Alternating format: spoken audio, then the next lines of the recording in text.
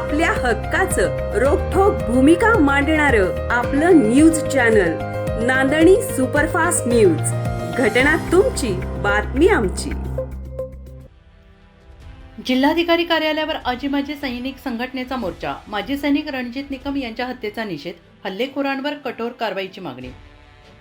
खटाव तालुक्यातील चितळी येथील माजी सैनिक रणजित निकम यांच्यावर भ्याड हल्ला करून त्यांची हत्या करणाऱ्यांना कठोर शासन करावे अशी मागणी करत सातारा जिल्हाधिकारी कार्यालयावर आजी माजी सैनिक तसेच सैनिक संघटनांनी निषेध मोर्चा काढला. त्यानंतर जिल्हाधिकारी आणि जिल्हा पोलीस अधीक्षकांना निवेदन देण्यात आले.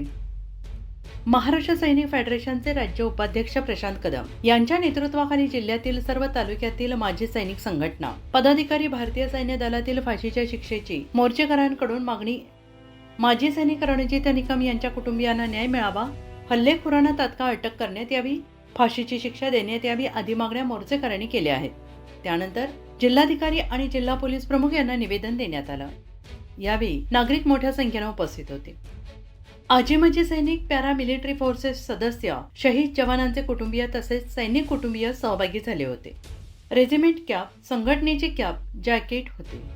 मोर्चा सहभागी होणाऱ्यांची मेडल परिधान करून उपस्थिती लावून निषेध नोंदवला.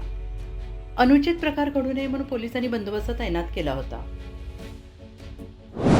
अशाच ताज्या घडामोडी पाहण्यासाठी आजच आपल्या नांदणी सुपरफास्ट न्यूज या यूट्यूब चॅनलला लाईक करा, शेअर करा आणि सबस्क्राईब करायला विसरू नका. नांदणी सुपरफास्ट न्यूज, घटना तुमची, बातमी आमची.